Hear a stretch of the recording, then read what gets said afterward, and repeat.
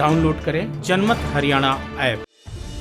देश में कोरोना का कहर थमने का नाम नहीं ले रहा है। रोजाना हजारों की संख्या में लोग पॉजिटिव हो रहे हैं और सैकड़ों की संख्या में लोगों को अपनी जिंदगी से हाथ धोना पड़ रहा है। कोरोना आम आदमी की जिंदगी तो लील ही रहा है, खास आदमियों को भी नहीं छोड़ रहा है। देश में हर क्षेत्र से जुड़ी कई हस्तियों को कोरोना की वजह से अपनी जान गंवानी पड़ी है।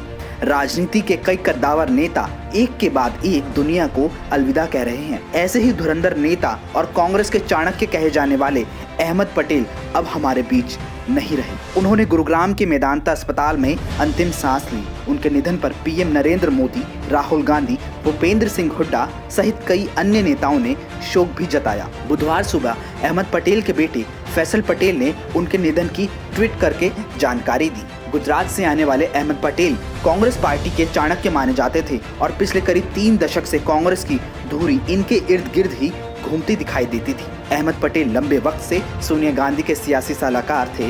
राजीव गांधी के निधन के बाद जब सोनिया ने पार्टी को संभाला तो तब से अब तक अहमद पटेल उनके साथ ही रहे। इस बीच यूपीए सरकार का कार्यकाल हो, राज्यों में विधानसभा चुनाव हो, पार्टी में कोई खटपट हो या फिर अन्य कोई बड़ा मसला हो, हर बार अहमद पटेल ने कांग्रेस को संकट से बाहर निकाला। 2 दिन पहले कांग्रेस के ही एक और कद्दावर नेता तरुण गोगोई का भी कोरोना की वजह से निधन हुआ।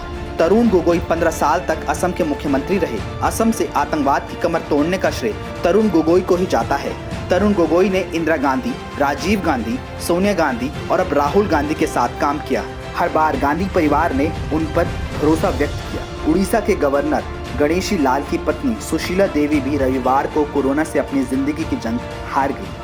उन्होंने भुवनेश्वर के एक निजी अस्पताल में अंतिम सांस ली। 2 नवंबर को सुशीला देवी के साथ साथ गवर्नर गणेश लाल भी कोरोना पॉजिटिव पाए गए थे। गणेश लाल तो ठीक हो गए, लेकिन सुशीला देवी हमेशा के लिए इस दुनिया को अलविदा कह गई। प्रदेश के हिसार में जन्मी सुशीला देवी ने जुलाई 1964 में प्रोफेसर लाल से शादी की। पूर्व राष्ट्रपति प्रणब मुखर्जी भी इसी साल 31 अगस्त को कोरोना की वजह से दुनिया को हमेशा के लिए अलविदा कह गए। प्रणब दा के सम्मान में केंद्र सरकार की तरफ से 7 दिन के राष्ट्रीय शोक की भी घोषणा की गई। मोदी सरकार ने प्रणब मुखर्जी को देश की राजनीति में योगदान को देखते हुए उन्हें भारत रत्न से भी सम्मानित किया था।